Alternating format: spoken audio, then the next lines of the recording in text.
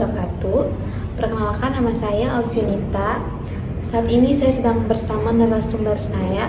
Kak, boleh perkenalkan namanya, Kak? Halo, saya Ana. Kalau boleh tahu, Kakak sekarang kesibukannya apa? Jadi kesibukan saya sekarang sambil kerja dan melanjutkan pendidikan S2. Luar biasa banget ya, Kak. Kalau boleh tahu, Kakak S1-nya ngambil jurusan apa, terus sekarang kerjanya apa? Jadi saya S1 ambil pendidikan matematika dan kerja sebagai guru matematika di Jakarta. Jadi saya ajar dari jenjang kelas 10 hingga kelas 12. Bisakah Kakak ceritakan sedikit tentang latar belakang pendidikan Kakak dan apa sih yang membuat Kakak tertarik untuk mengambil jurusan matematika? Baik, jadi saya lulusan dari program studi matematika di Universitas Trisakti dengan mendapat gelaran sarjana pendidikan matematika. Jadi saya tertarik dengan matematika itu sejak saya SMA. Jadi tujuan saya di sini itu adalah saya ingin mengajak dan menginspirasi anak muda, terkhusus anak muda, untuk selalu mencintai matematika. Itu saja sih dari saya.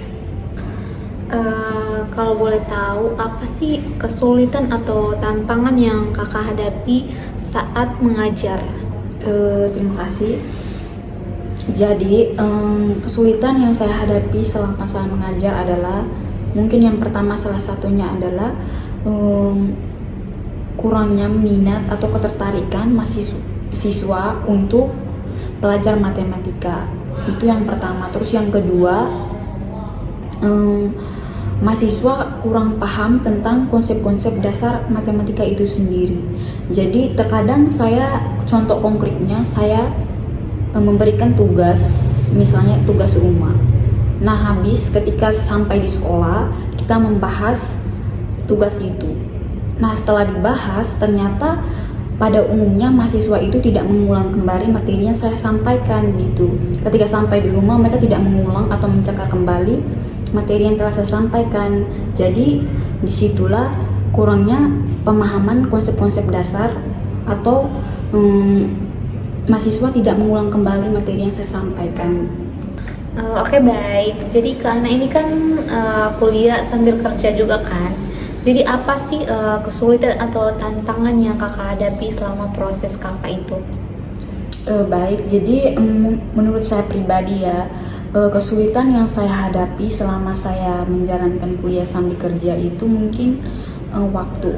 Jadi saya sendiri, saya harus konsisten sama waktu saya.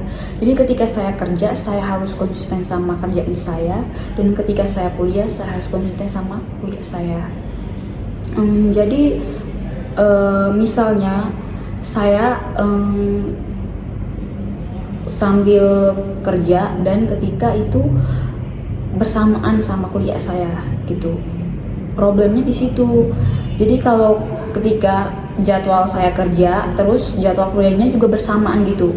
Jadi itu permasalahan yang sering saya alami waktu saya kerja sambil kuliah ya.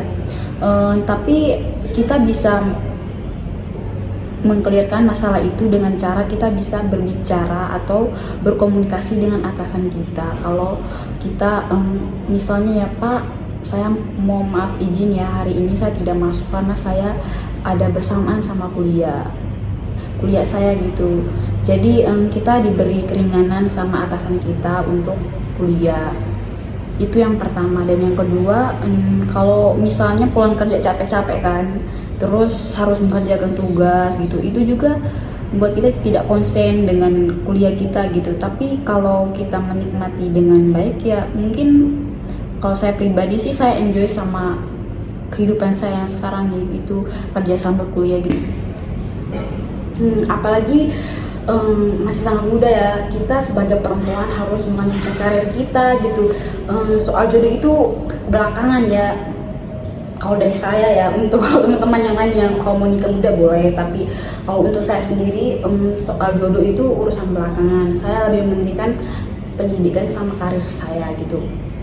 Kalau Mbak sendiri mungkin mau niat untuk lanjut S2 atau enggak?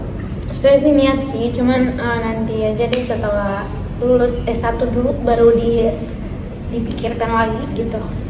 Itu bagus ya. Kita sebagai perempuan itu harus begini, harus punya planning ke depannya. Saya harus buat apa gitu, setelah lulus S1 saya harus buat apa, setelah lulus S2 apa yang harus saya kejar lagi gitu.